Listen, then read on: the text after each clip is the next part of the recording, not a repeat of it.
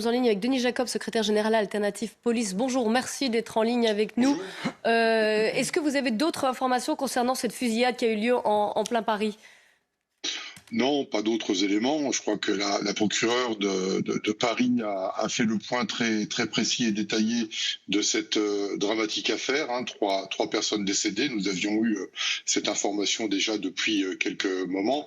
Georges Fenech le rappelait sur votre plateau également. Nous sommes au début d'une enquête, donc il est prudent d'attendre les circonstances dans lesquelles se sont produites très précisément cette affaire, les motivations réelles de cet individu, même si on connaît ses antécédents et qu'on peut considérer que le fait d'être dans un quartier de forte communauté kurde avait quand même un caractère raciste.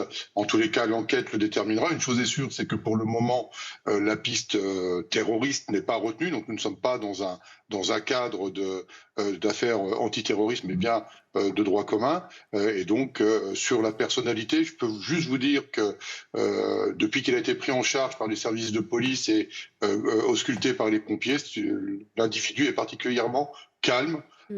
Voilà, donc pas un agité en tous les cas au moment où je vous parle, là où il est dans les locaux de police.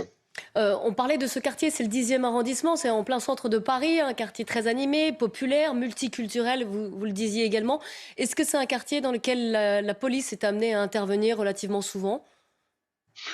Non, vous savez, il y a des quartiers très spécifiques à Paris où effectivement on est habitué à des problèmes de trafic en tout genre, la Goutte d'Or notamment, du côté du quartier Barbès, mais ce quartier-là ne m'est pas connu comme un quartier particulièrement sensible. Il est vrai, la personne sur votre plateau le disait aussi, que le vendredi en général est un vendredi où en termes de délinquance, de criminalité, fin de semaine, début de week-end, on est beaucoup plus attentif à tout ce qui peut se passer, parce qu'effectivement, c'est un jour de la semaine où il y a beaucoup plus de problématiques de délinquance, mais de là à retenir le caractère terroriste au prétexte que des événements passés se seraient déroulés un vendredi, nous n'en sommes pas dans ce cas très précis.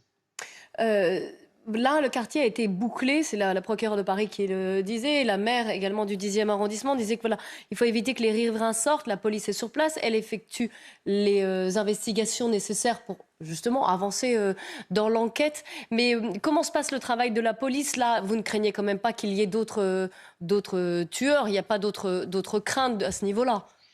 Des informations en ma possession, l'individu aurait agi seul. Après, l'enquête déterminera s'il a bénéficié.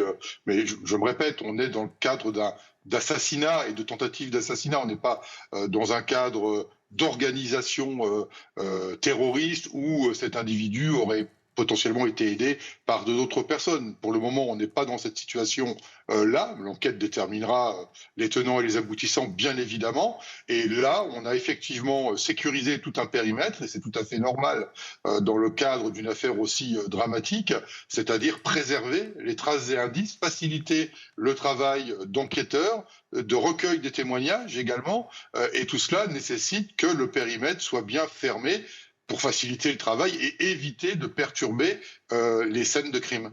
On va voir des images de son interpellation qui ont été tournées donc par un témoin de la scène. Voilà, vous voyez ici les images de son interpellation. Donc cet homme français qui est emmené par la police dans le salon de coiffure qui jouxtait le centre culturel kurde. Et puis vous voyez évidemment les brancards qui arrivent pour secourir les blessés. Et cet homme est, comme Denis Jacob a pu nous le dire, qui est plutôt calme, qui ne s'oppose pas à son arrestation. Voilà, vous voyez ici les policiers qui vont intervenir.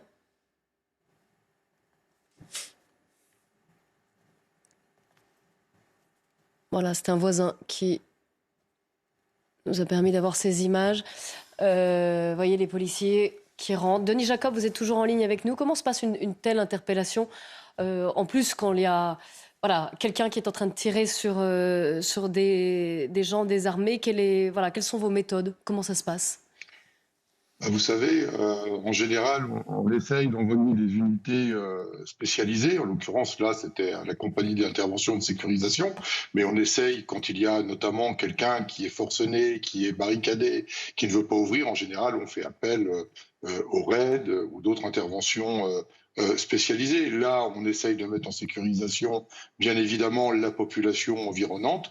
Puis ensuite, il y a tout un tas de techniques policières pour intervenir, interpeller l'individu tout en assurant la protection et la sécurité des policiers intervenants. On le voit très bien d'ailleurs sur l'image, hein, la façon dont est organisé le cortège de policiers. C'est typique du type d'intervention sécurisée pour pouvoir aller au contact de l'individu et procéder à son interpellation. Oui, sachant qu'on n'est pas à l'abri qu'il tire également ou qu'il retourne son arme aussi contre lui, ce qui a pu arriver à de nombreuses reprises. Est-ce qu'il Ah, totalement. Ce type d'intervention est toujours très risqué. Le risque zéro n'existe pas et on n'est jamais à l'abri d'un dommage collatéral déjà, de la population autour, mais soit d'avoir une riposte de l'individu et des policiers blessés, voire mortellement touchés, ou d'être obligé, dans le cadre de la légitime défense, eh bien, d'abattre l'individu. Là, ça ne s'est pas passé fort heureusement, et c'est très bien pour l'intervention de mes collègues, mais je me répète, cet individu c'est tout le paradoxe de ce drame, c'est qu'il a tué un certain nombre de personnes, il en a blessé d'autres et il est d'un calme vraiment dans son interpellation. Il ne s'est pas rebellé, il n'a pas empêché les policiers d'intervenir. Et c'est tout le paradoxe quand on sait que quelques minutes auparavant, il a pu tuer un certain nombre de personnes, trois en l'occurrence. justement un important dispositif policier? Denis Jacob, expliquez-nous, qu'est-ce qui se passe maintenant? Que cherchent là les enquêteurs, les policiers? Quel est le travail maintenant, à présent? Et pourquoi le quartier est toujours bouclé? Ben, comme je vous disais tout à l'heure, hein, c'est d'essayer de retrouver au maximum toutes les traces et indices pour reconstituer la scène du crime, le déroulé des faits, recueillir les témoignages, et puis une fois que le travail des enquêteurs sera achevé, le dispositif sera levé.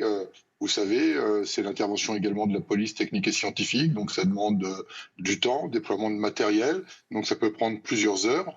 Je voudrais revenir également sur l'individu qui est hospitalisé, alors bien évidemment qu'il est hospitalisé, mais qui est légèrement blessé, je le précise, puisqu'il a déjà pu parler aux policiers et que bien évidemment, s'il est à l'hôpital, il est là-bas à l'hôpital sous surveillance policière, bien évidemment, même si son placement en garde à vue n'est peut-être pas compatible pour le moment avec son état de santé, il est néanmoins sous la garde de la police, là où il est actuellement consulté médicalement.